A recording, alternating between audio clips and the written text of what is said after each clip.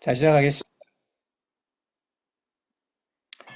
어, 이제 이 강의를 이제 준비하면서 이게 나도 책으로 정리하고 다시 이제 읽어보고 그러는데도 좀 사실은 좀 어려워요. 어렵기도 하고 정리가 잘 안 되는 부분도 있고 그러는데 근데 우리가 이제 양자물리학의 시공간을 이야기하면서 중요하게 생각하는 세 가지 개념이 있어요. 퀀텀 인테그먼트하고 타임 어시메트리하고 웨이브 펑션 콜랩스라고 하는 개념이 있어요.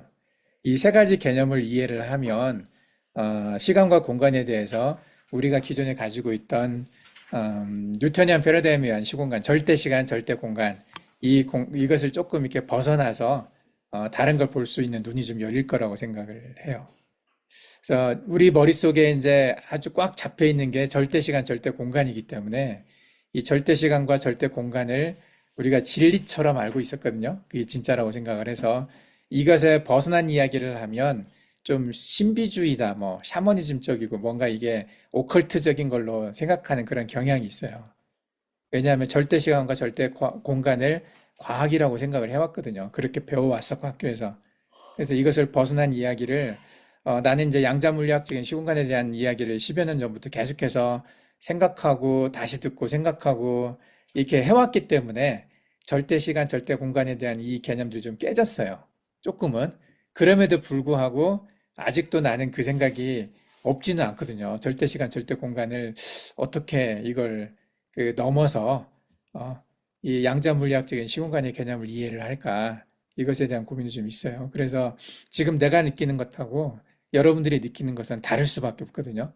물론 이제 여러분들은 강의를 조금 더 몇 번 들어봤기 때문에 생각을 해왔었기 때문에 이 강의가 들리긴 하겠지만 처음 이 강의를 듣는 사람들한테는 저게 뭐야 이런 사이비 같다는 생각 들 수밖에 없어요.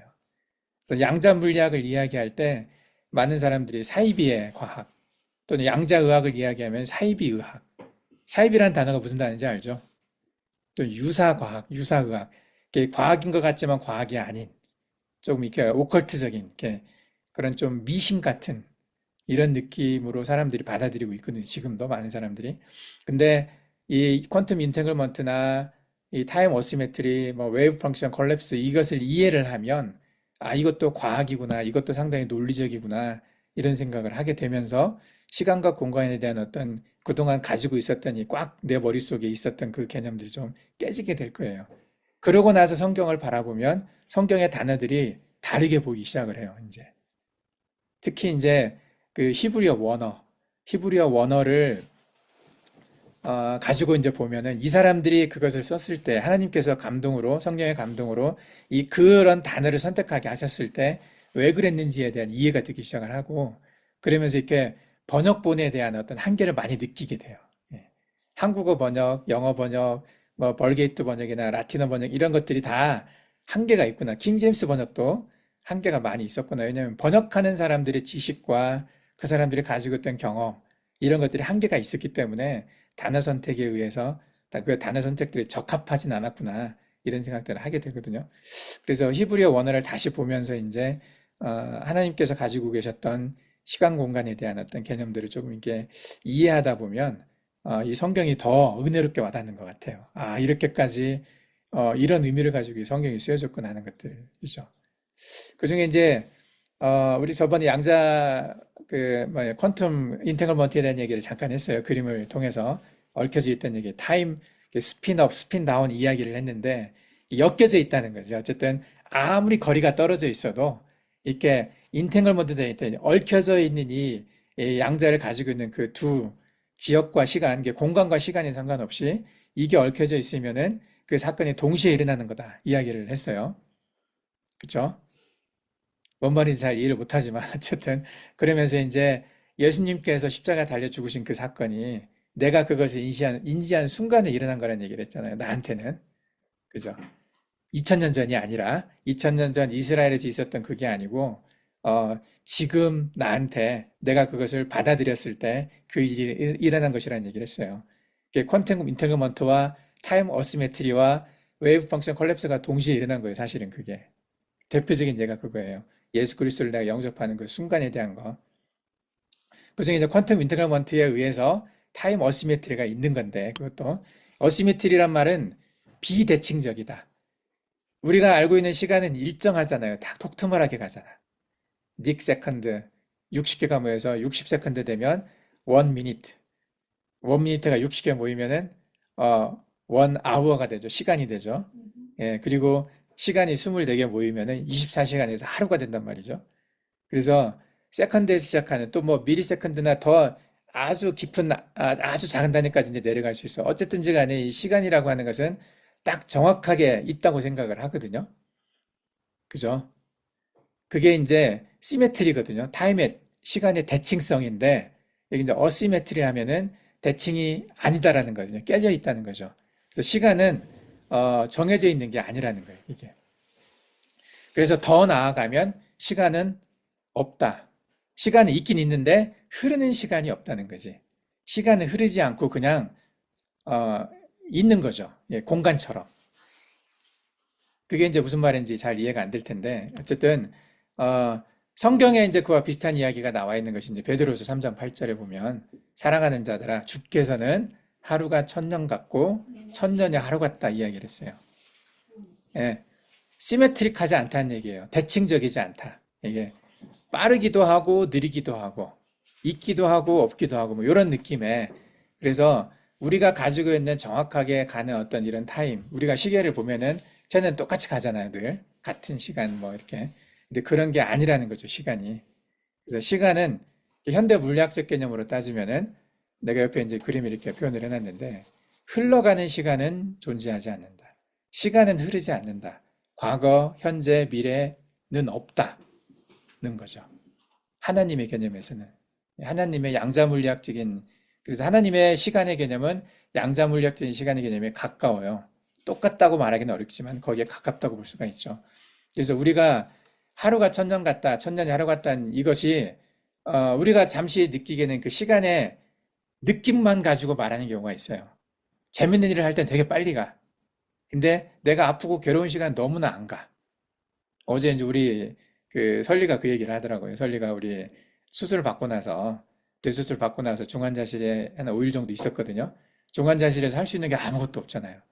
근데 설리 눈앞에 보이는 것은 디지털 시계, 시간 볼 수 있는 그 시계만 하나 눈에 볼 수 있었다고 하더라고요. 그래서 그냥 손은 묶여 있지, 뭐 잠시 깨었다가 잤다가 깨었다가 잤다 이제 약 때문에 이렇게 몽롱한 상태에서 설리가 볼 수 있는 것은 시간밖에 없었는데 너무나 안 가더래. 그 1분 하나 넘어가는 것이 아주 긴 시간이었다고 얘기를 하더라고요.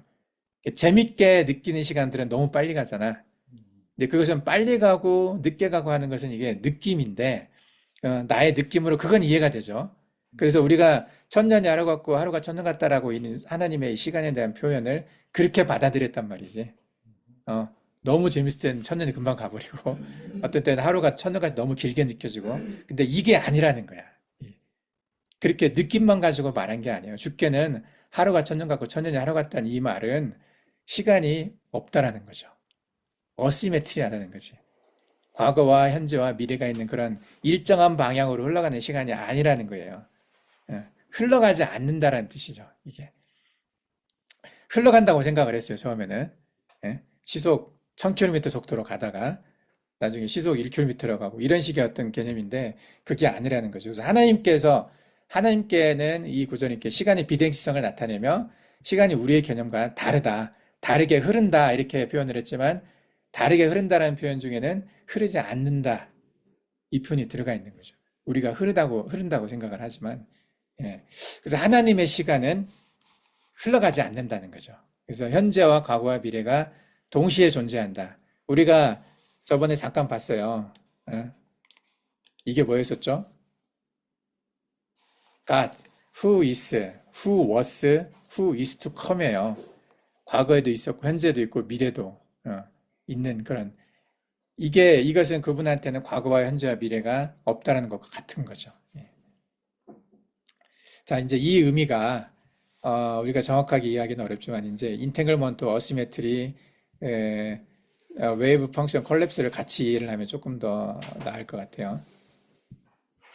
어디로 갔었냐? 다시 글로 돌아가면 여기. 그리고 파동함수 붕괴라는 개념이 있어요. 웨이브 펑션 콜랩스라고 되어 있는데 이제 이건 양자역학에 적용되는 미시세계. 미시세계라는 말은 보이지 않는 아주 작은 세계거든요. 거기서는 물체 운동을 정확하게 예측할 수가 없어요. 왜냐하면 물체를 측정하는 행위는 빛을 물체에 부딪혀야 하기 때문인데 빛 자체도 입자잖아요. 이게 부딪히는 것 자체가 입자의 이제 활동을 좀 바꾼다는 거죠. 그래서 빛으로 인해 물체의 상태가 바뀌게 되니 정확한 물값을 알 수 없고 그래서 결국은 확률로만 존재하는 거죠. 확률. 살 확률 뭐 70%, 죽을 확률 한 30% 된다고 하면 우리가 슈레딩거의 고양이를 얘기할 때 그런 얘기를 하죠. 얘가 죽어 있는 거냐, 살아 있는 거냐. 죽어 있는 것도 아니고 살아 있는 것도 아니라고 말을 하는 거죠. 이게 확률이거든요. 죽어 있을 확률이 좀 더 높다고 해서 왜냐하면 그 설계를 할 때 슈레딩거의 고양이 설계를 할 때 죽을 수밖에 없는 그 메커니즘으로 설계를 해놨어요. 그래서 우리가 생각하기에는 이거 분명히 죽어 있을 거야. 그렇게 생각을 할 수 있거든요. 근데 그건 확률일 뿐이지 죽어 있는 건 아니라는 거죠. 그래서 파동함수의 붕괴라는 것은 관찰했을 때 결정이 나는 거예요. 딱 봤을 때. 그러면 죽어 있는 걸로 딱 나왔어. 그러면 죽어 있는 거죠. 그 전에 죽어 있었던 게 아니야. 그 순간에 죽은 거죠. 네. 단어 표현을 좀 잘 해야 되는 거죠. 그 전에 죽어 있었다라고 생각을 했던 것이 우리가 절대 시간, 절대 공간의 개념인데 양자물리학적인 시간에서는 그때 죽은 거죠. 그 전에는 죽어 있기도 하고 죽을 수도 있고 살 수도 있는 그런 확률로 존재하는 거예요. 확률로. 이건 일종의 기회 같은 거잖아요. 기회. 하나님이 우리에게 기회를 주신다고 했었을 때는 확률로 존재하는 거죠. 예를 들면 그 평행우주라는 게 그런 개념이라고 생각을 하면 돼요. 이것은 결정된 게 아니라 기회였을 뿐이에요. 확률로 존재하고 있었던 거죠. 하나님이 보시기에는 그게 결정된 걸로 보일 수 있지만 우리한테는 그런 결정이 아니었다는 거예요. 어, 그래서 이 파동함수가 붕괴된다고 하는 그런 표현은 관측자가 있을 때만 결정된다는 거죠. 관측자. 누군가가 보고 있어야 돼요. 그래서 하나님께서 우리 삶을 주관하시고 인도하시는 방식과 유사하다고 생각이 되는데 그게 이제 시편 139편 16절에 이 말이 나와 있다는 거죠. 내 형질이 이루어지기 전에 주의 눈이 보셨으며 주의 눈이 봤다라는 표현 이게 관측자, 관측하고 있다는 것은 보는 사람이거든요. 누군가가 봤을 때 결정이 되는 거죠. 주의 눈이 보셨으며 우리가 결정하는 게 아니라 하나님이 결정하신 거죠. 주의 눈으로 봤을 때. 이때가 웨이브 펑션 컬랩스 된 상태라고 봐요. 이건 돌이킬 수 없는 거예요. 이건 우리가 크로노스의 시간 속에 한번 결정된 건 안 바뀌잖아요. 우리는. 그죠? 이미 엎질러진 물이라는 표현이 있어요. 엎질러진 물은 주워 담을 수 없다. 이 표현이 이제 한국에 있는데 몽골에도 있는지 모르겠는데 내가 이제 물을 마시다가 이거 엎질렀어. 엎질렀단 말은 위에 부었단 말이에요. 그러면 그걸 다시 주워 담을 수가 없잖아. 주워 담는다 하더라도 원래 상태로 되는 건 아니거든요. 이미 지나간 거야. 네. 이게 웨이브 펑션 컬랩스라는 건 그런 개념이에요. 이것은 이제 다시 확률로 돌아가지 않아요. 이건 결정된 거야. 근데 이 결정을 누구만 할 수 있느냐? 하나님이 하신다는 거죠. 관측자가 내가 아니라는 거예요. 네. 그래서 역사 속에서 일어나는 많은 부분들, 이게 평행우주에서 일어났다고 하는 이런 부분들도 기회로 존재하는 거지 그 일이 결정된 건 아니라는 거죠. 다른 평행우주에서. 그 모든 평행우주에 존재하는 내가 같은 나거든요. 거기서 어떤 하나의 관측, 하나님께서 보시는 어떤 관측으로 일이 딱 결정이 됐어. 그것은 이제 웨이브 펑션 콜랩스가 돼서 결정이 된 그것이 이제 지금 내가 느끼고 있는 이 일에서 일어난 것인지 아니면 하나님이 보셨던 다른 평행 세계에서 일어난 것인지 그건 나는 몰라요. 하나님은 아시는 거죠. 내가 전에 얘기했던 것처럼 내가 우리 어머니 뱃속에서 죽었을 수 있어요. 그건 가능성으로 존재하지. 지금 나는 살아서 이렇게 일을 하고 있지만 이것은 나의 느낌이죠. 지금 있는 나의 느낌. 이 공간에 있는 나의 느낌인데 하나님 보시기는 하나님은 그 다른 공간에 있던 나도 봤다는 거죠. 다른 우주에 있었던. 뱃속에서 죽었던 나. 아니면 내가 죽을 뻔한 일이 몇 번 있었거든요. 내가 6살 땐가 한번 물에 빠져 죽을 뻔했었어. 그때도 내 친구가 나를 끄집어 내줬거든요. 내가 허우적거리고 있을 때. 그래서 나 그때 어린 나이였지만 뚜렷하게 기억에 남아. 나 죽는구나, 이제. 그러면서 그 한 5년간 살았던 일생이 파노라마처럼 막 지나갔어요. 파노라마 뭔지 알아요? 이게 내 앞에 쭉 펼쳐지는 거야. 내가 그동안 살았던 게. 내가 죽는구나 하면서. 근데 어느 순간 누가 나를 끌고 가더라고. 그래서 살아났어요. 그리고 내가 12살 땐가 한번 또 그때도 물에서 죽을 뻔했었어요. 근데 수영을 잘 못했대. 이렇게 쭉쭉 빠지는데 들어갔다 나왔다가 들어갔다 나왔다 몇 번 했어. 물도 좀 먹었고. 그래서 그때도 짧은 순간에 그 12년의 인생이 쭉 파노라마처럼 지나간 적이 있었어. 어. 그때도 내 머리에서 줄이 하나 날라오더라고. 뭔가를 잡았어. 그래서 누가 이렇게 끌어내줘가지고 겨우 나와가지고 살았던 기억이 있는데 그때도 한번 경험을 해봤어요. 이렇게 지나가는 거야. 파노라마처럼 쭉. 그때도 내가 죽었을 수도 있죠. 예. 평행우주에서는. 근데 그 하나님 보시기에 이제 나를 결정하는 그 웨이브 펑션 컬랩스라고 하는 개념은 가장 극적으로 결정되는 그 부분은 예수 그리스도를 듣고 예수 그리스도를 영접했느냐 그 순간인 것 같아요. 가장 극적인 것이. 그래서 모든 평행 세계에서 기회가 있었을 거란 얘기예요. 예수 그리스도에 대한 복음을 듣고 그것을 결정하는 어떤 순간 한 번은 분명히 있었다라고 생각이 돼요. 하나님 보시기에. 그리고 이 부분에 대해서 물론 이제 어제 그런 질문을 누가 했었는데 한 번 거부하고 복음을 듣고 또 다음에 또 거부하고 뭐 몇 번 있을 수는 있어요. 그것도 가능성으로 존재할 수는 있거든요. 근데 영접하는 어떤 순간에 그것은 이제 결정된다고 보는 거죠. 물론 그 영접하고 나서 다시 이제 뭐 제대로 된 영접이 아니었고 다시 이제 믿음을 잃어버리고 하는 경우도 있을 수 있잖아요. 그것도 가능성으로 존재한 것일 수도 있어요.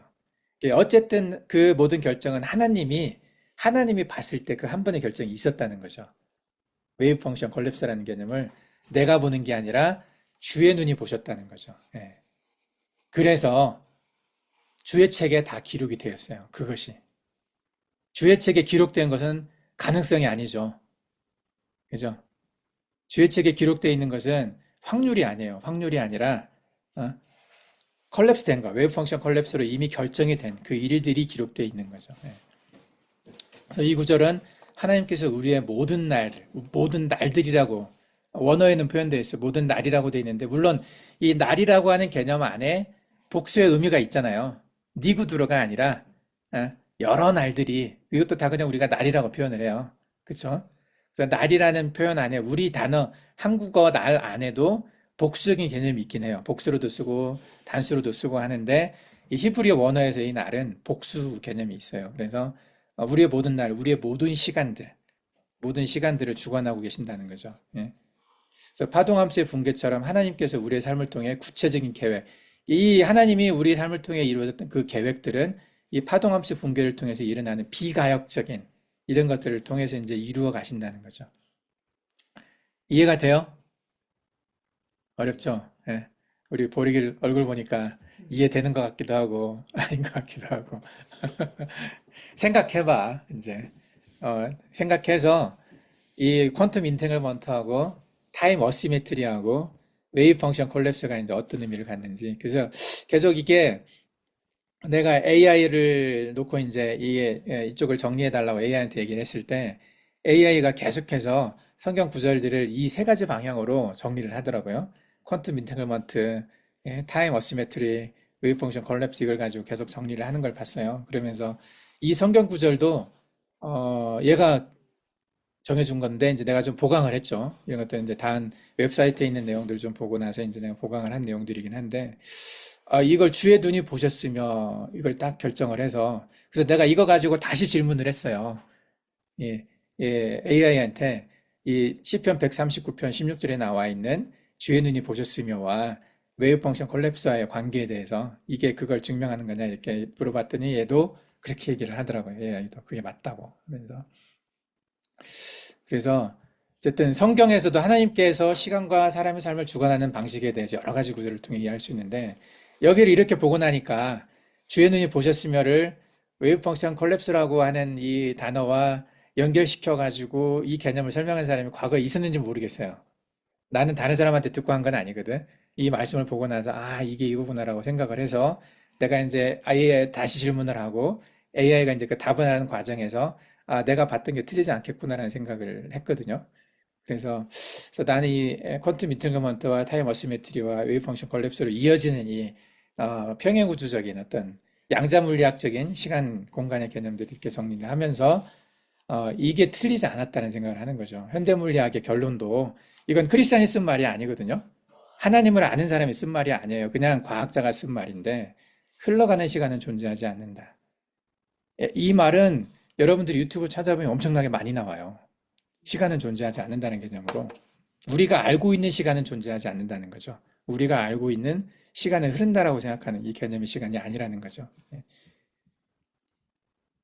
그래서 예수님의 십자가 사건의 시공간 초월성이 이제 나오게 되는 거예요. 아까 내가 잠깐 얘기했던 것처럼 예수 그리스도가 십자가에 죽으시고 나의 죄를 대신해서 죽으셨다는 이 사건은 내가 그것을 알았을 때 웨이브 펑션 콜랩스가 된 거죠. 이게. 예. 그때 일어난 거예요, 이 일이. 예. 절대시간, 절대 공간 속에서 2000년 전에 이스라엘에서 일어난 사건이 아니고 그렇게만 보는 게 아니라 지금 내 앞에서 나한테서 일어난 거라는 거죠, 이게. 그러면은 훨씬 이 예수 그리스도의 십자가의 이 사건이 개인적으로 와닿아요. 우리를 위해서, 인류를 위해서라는 표현 속에는 내가 숨을 공간이 많거든요. 나만 위해 온 게 아니라는 생각이 있지만은 이게 개인적 1대1의 사건으로 와닿았을 때는 예수 그리스도께서 나를 위해 죽으셨다는 걸 알게 돼요. 예. 나 하나하나가 모여서 전체가 되고 그 전체가 하나가 되는 게 있거든요. 이게 이제 나중에 내가 잠깐 설명을 할 텐데 뭐 불경에도 이런 말이 있어. 화엄경에도. 근데 이게 결국은 예수 그리스도가 나를 위해 오셨다. 나와 예수님과 1대1 만남 이것을 생각을 하게 되면 더 은혜가 되는 거죠. 이 1대1의 만남들이 모든 사람 앞에 있었다는 거예요. 역사와 시간 다 넘어서 그게 예수님 오시기 전에 역사적으로 시공간적으로 보면 예수님 오시기 전에 살았던 사람들 또 예수님을 모르고 죽었다고 생각하는 이 사람들한테조차도 이 모두한테 다 예수님은 1대1로 이 십자가의 사건이 같다고 보면 돼요. 어떤 형태로든. 그래서 그들에게 선택할 시간이 있었다는 거죠. 그걸 이제 우리가 비슷하게 봤던 개념이 이제 베드로전서 4장 6절에 이 말씀이 있었어요. 이를 위하여 죽은 자들에게도 복음이 전파되었다. 죽은 자들에게도 복음이 전파되었다는 이 구절은 정말 이해하기 힘든 거잖아요. 죽은 자들에게 어떻게 복음이 전파되겠어요? 그들에게 모든 기회가 끝났는데. 크로노스의 시간으로는 끝났죠. 역사적인 시간으로는. 근데 하나님의 시간으로는 그게 끝난 게 아니라는 거죠. 그들에게도 복음이 전파될 기회가 있었다는 거죠. 이게. 그래서 이것도 베드로전서 4장 6절 이 말씀이 굉장히 그 정통 신학계에서는 이게 상당히 난제거든요. 해석하기 힘든 구절이었고 이게 말이 안 되는 건데 어떻게 이게 써져 있는데 성경에 잘못 쓴 거 아니야? 뭐 베드로가 잘못한 거 아니야? 이런 식의 생각. 그래서 이 말씀을 보면은 괴로워지는 거죠. 이제 이걸 어떻게 해석을 해야 될지에 대한 괴로움이 있는데 어쨌든 죽은 자들에게도 복음이 전파되었다는 구절은 진짜 죽어서 이미 땅속에 묻힌 자들 뭐 그들이 이렇게 그런 개념이 아니라는 거지. 예. 양자물리학적 시공간의 개념을 가지고 생각을 하자는 거죠. 그래서 이것은 죽어 있다고 하지만 이건 크로노스 시간으로 죽어 있는 거지만 양자물리학적 개념으로는 이제 결정이 안 된 가능성의 상태일 수 있다는 거 아직도 하나님 보시기에는 그죠? 하나님이 봐야 그게 아까 주의 눈으로 봤어야 끝나는 건데 인간의 눈으로 본다고 끝나는 게 아니라는 거죠 이게. 베드로전서 이제 3장 18절 20절에 이제 이 비슷한 얘기가 우리가 있는 걸 봤어요. 육체로는 죽임을 당하였으나 영으로는 살리심을 받으셨으니 그는 영으로 가서 옥에 있는 영들에게도 선포하셨다는 이 개념을 가지고 내가 좀 뒤에 또 이걸 한 챕터로 좀 이렇게 큰 단원으로 해가지고 한 큰 제목으로 이제 이걸 또 설명한 부분들이 있어요.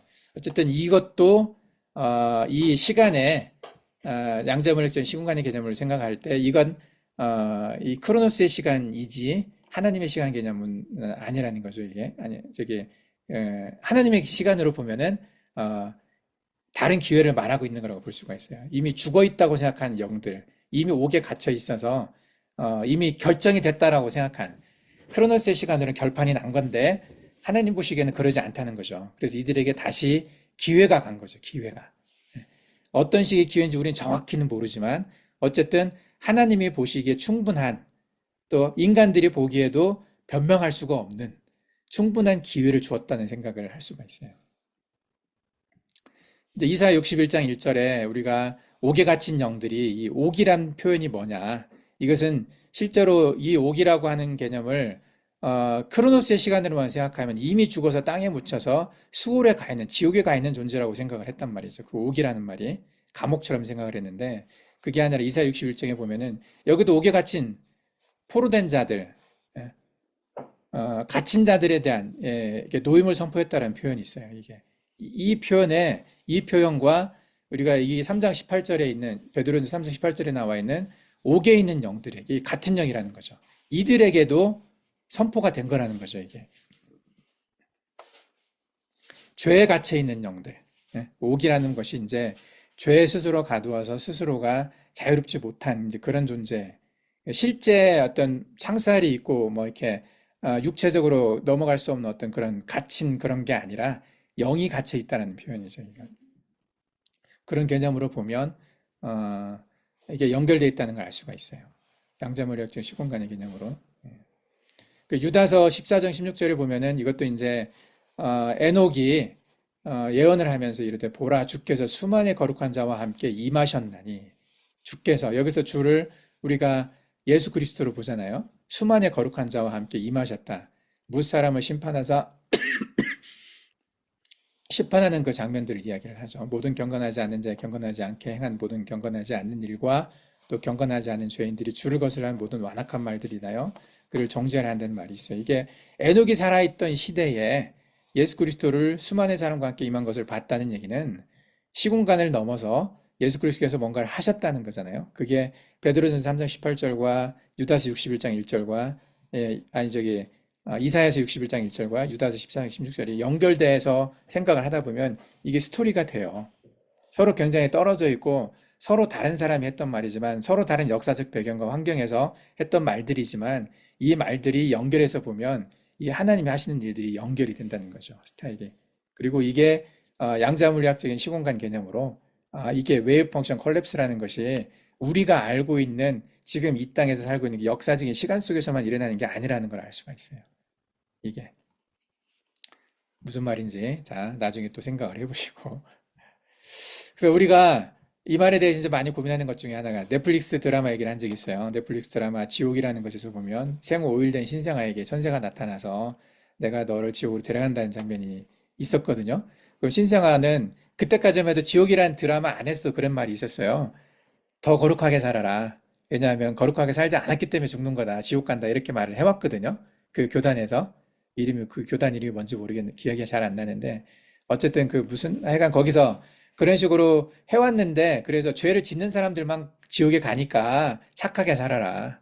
죄 짓지 말아라. 이런 식의 개념으로 계속, 자기들의 교리를 전파를 했는데, 신생아, 태어나서 아직도 병원에 누워있는, 신생아실에 있는 그 아이에게 나타나서 아무것도 안 한 아이한테 지옥에 간다라고 말을 했단 말이죠. 그것이 드러나면, 그것이 사람들한테 밝혀지면 안 되니까, 그러면 자기들의 교리가 다 무너지잖아요. 그래서 그걸 감추게 하려고 그 신생아를, 이렇게 확보를 하려고 막 했거든요. 그 신생아가 죽는 장면을 안 보여주려고. 그래서 자기들이 먼저 데리고 와서 자기들이 갇혀진 공간 안에서 그냥 이렇게 시연되는 걸 아무도 못 보게 하려고 했거든요. 예, 신생아가 죽는 것이 TV에 중계되고 하다 보면 이제 사람들이 다 자기들 교리를 믿지 않을 거기 때문에 이제 넷플릭스 드라마 지옥의 그 과정이 그래요. 근데 결국은 그들이 못 데리고 갔어요. 그리고 그게 사람들 앞에서 이제 보여졌어요. 시연이 되는 것이. 근데 그 아이를 죽게 하지 않으려고 엄마, 아빠가 그 아이를 감싸 안았어요. 예? 지옥의 사자가 와서 막 죽이려고 했을 때. 근데 엄마, 아빠는 죽었는데 아이는 안 죽었어. 어? 그 장면이 나왔잖아요. 여러분들 안 봤었지, 지옥을 다. 어쨌든, 그러면서 이제 그 아이에 대한 어떤 해석들이 막 분분했거든요. 이제 거기도 결국에는 이제 내용 자체에서는 죽었다가 부활한 걸로 나오는데, 어쨌든 이게 신생아한테도 죽음이 있다. 신생아한테도 죄를 묻고 신생아가 지옥에 간다라는 개념이 굉장히 이제 이게 풀기 어려운 난제였거든요. 예. 그래서 이들한테 과연 기회가 있었을 것인가. 그래서 많은 사람들이 기독교를 공격할 때 물어본 말이 이거였거든요. 예수 그리스도 외에 구원이 없다라고 말을 한다면 어? 지금 신생아 아이는 고백도 안 했는데 그리고 예수님에 대한 복음을 전혀 들어보지 못했던 사람들한테도 이들도 지옥 가는 거 아니냐.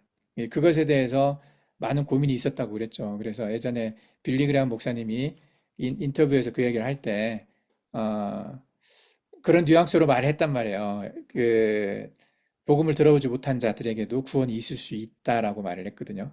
그것 때문에 이제 빌리 그레이엄 목사를 많이 공격을 했죠. 전통 복음주의자들 입장에서 보면 예수 그리스도 외에 구원이 없다라고 말을 해야 되는데 그 말을 못한 것에 대해서. 근데 항상 이게 가장 대표적인 고민이에요. 신생아들. 죄를 짓지 않은, 죄를 지을 기회조차 없었던 아이들한테, 또 복음을 들을 기회조차도 없었던 아이들한테 복음을 듣고 예수 그리스도를 영접했냐 하지 않았냐로 지옥 가고 천국 가고를 결정을 한다면 그게 기독교가 과연 합리적이고 제대로 된 교리를 가진 종교냐, 이것에 대한 비판이 늘 있었기 때문에 이거에 대한 고민이 좀 있는 거잖아요. 근데 양자물리학적인 개념을 가지고 본다면은 이 아이한테도 기회가 있었다는 거죠. 분명히. 그래서 우리는 모르지만, 왜냐하면 관찰자는 하나님이셨거든요. 우리가 관찰한 건 의미가 없어요. 우리는 그냥 우리도 모르는 기회 속에 있는 거죠. 아직 결정되지 않은 확률 속에 존재하는 거지. 그 확률을 결정하고 웨이브 펑션 콜랩스 됐던 그 결정을 볼 수 있는 분은 하나님밖에 없거든요. 하나님이 보셨다고 되니까.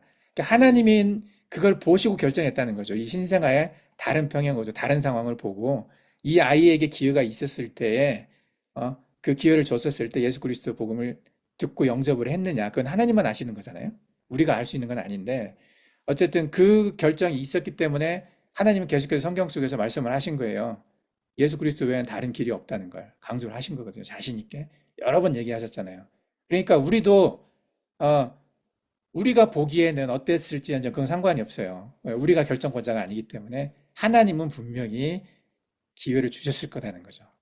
확률 속에서 다른 평행우주가 있든 어디든지 간에 그것이 양자물리학적 시공간의 개념이기 때문에, 그래서 우리가 살아가는 그 인생은 우리 자체도 시공을 초월해서 존재를 해요. 우리가 모를 뿐이지. 그 이야기가 성경에 여러 번 나와 있어요. 우리도 무한의 시간과 무한의 공간을 갖고 있는 존재들이거든요. 우리가 지금 인식하는 이 크로노스의 시간은 우리가 의식 있는 지금밖에 기억을 못하지만, 지금밖에 볼 수 없지만은 우리가 알 수 없는 수많은 기회에 다른 평행우주에 시공을 초월해서 우리도 존재하고 있었던 거죠. 그 모든 존재를 하나님은 아신다는 거죠. 예. 그 성경 구절이 이제 나와 있어요. 시편 139편에도 보면 1절에서 4절에 여호와여 주께서 나를 살펴보셨으므로 나를 아시나이다. 주께서 내가 안고 있음을 아시고 멀리서도 나의 생각을 밝게 하시오며 나의 길과 눕는 것을 감찰하시고 나의 모든 길을 익히 하시오니 여호와의 내 혀의 말을 알지 못하시는 게 하나도 없나이다. 내가 하는 모든 걸 하나님은 알고 계신다는 표현, 어디 있든지 언제 했든지 그걸 다 알고 있다는 표현이 있고, 그리고 예레미야 1장 5절에 보면은 내가 너를 모태에 짓기 전에 너를 알았다고 돼 있어요. 모태에 짓기 전에, 예? 착상되기 전에 엄마와 아빠가 만나서 엄마 뱃속 안에서 난자와 정자가 만나가지고 지어지기 시작하기 전부터 알고 있었다는 거죠. 그리고 네가 배에서 나오기 전에 너를 성별하였다. 배에서 나오기 전에 안에 착상이 되고 이제 밖으로 나왔어. 남잔지 여잔지 아무도 모를 때 이미 하나님은 알고 계셨고, 그리고 너를 여러 나라의 선지자로 세웠다는 거 이미 그때부터, 그 전에부터, 그죠?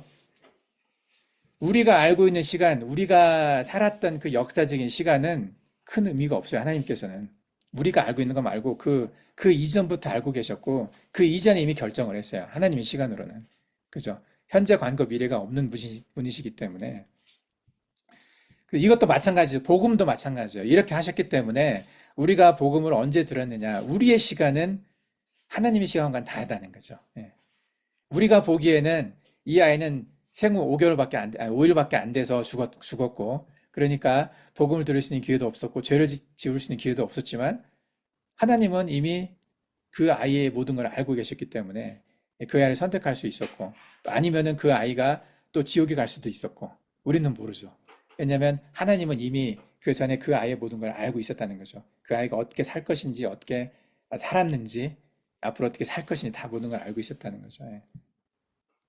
그래서 이게 우리가 언뜻 생각하면 이해가 안 되는 단어지만은 우리가 이제 양자물리학적인 시공간의 개념을 가지고 바라보다 보니까 이게 그 뜻이었구나라고 생각을 할 수가 있는 거죠.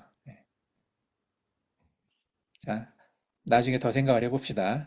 제가 에베소서 1장 4절에도 보면 창세 전에 그리스도 안에서 우리를 택하사, 예정의 의미잖아요.